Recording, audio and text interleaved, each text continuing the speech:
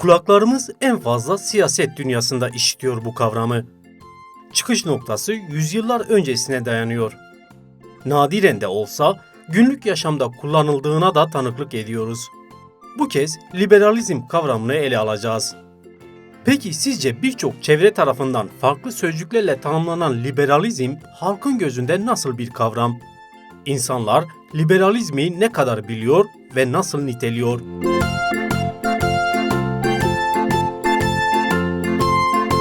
Bireyin özgürlüğü, bireyin düşünce özgürlüğü, inanç özgürlüğünü savunan, sadece bireysellik üzerine kurulan bir dünya görüşüdür.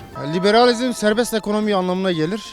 Yani devlet elinde değil de şahsi bireyler, özel bireyler elinde olan bir durumdur. Liberalizm iktidarların kendi yandaşlarına bol bol ihale vermesidir. Valla temizlik olduğunu düşünüyorum. O başka da bir şey bilmiyorum yani. Yani temizlik de çok güzel bir şeydir yani. Liberalizm, bireysel özgürlük üzerine kurulan siyasi felsefe veya dünya görüşüdür. Liberalizm ekonomiyle ilgilidir. Devletin ekonomiye karışmamasıyla ilgili falandır. Liberalizm bir baskı güç demektir. Bu kavramın ortadan kalkması bir ülkenin gelişmesi demektir. Kazan yönteminin esas alındığı, fiyatların piyasa koşulları tarafından belirlendiği, müdahalenin olmadığı ekonomik bir modeldir. Liberalizm serbest ticaret piyasası demektir. Düşünce özgürlüğü olabilir. Aklımıza gelen sadece bu şu anlık. Liberalizm kısacası özgür yaşamdır. Serbest ekonomi piyasası diyebiliriz buna. Bir gerçeğin üstünü kapatmaktır. Liberalizm bir nevi kapitalizmin diğer bir versiyonudur. Şu anki işte günümüz birçok ülkesinde etkili olan, genelde batı kaynaklı bir oluşum olup para ve finans üzeri olan bir terim olarak biliyorum. Liberalizm herhangi bir gerçeği kişinin kendi çıkarları üzerine kamufle etmek, üste çıkarmak diye biliyorum.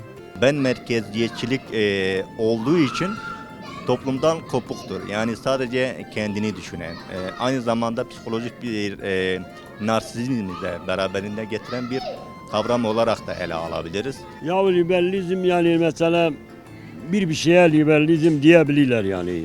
Yani bir o da yani bir arkadaş arasına gelip şöyle ya liberalizmdir, bu memledir. Yani böyle bir şey olabilir yani liberalizm olur.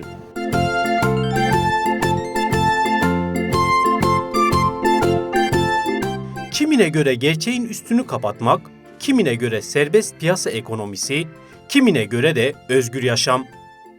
Öyle ki liberalizm nedir sorusuna verilen cevaplar arasında baskı ve temizlik de yer aldı.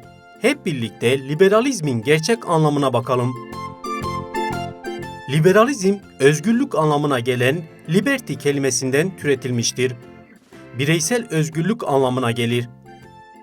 Devletin bireyler, sınıflar ve uluslar arasındaki ekonomik ilişkilere karışmamasını isteyen siyasal ve ekonomik öğreti olarak da tanımlanır. 19. yüzyıldan itibaren daha güçlü formülleştirilmiş ve kapitalist sistemin siyasal alanda görece özgürlük biçimleri için kullanılmaya başlanmıştır. Liberal görüşü savunanlar genellikle ifade özgürlüğü, inanç özgürlüğü, basın özgürlüğü, serbest ticaret ve özel mülkiyet gibi fikirleri destekler.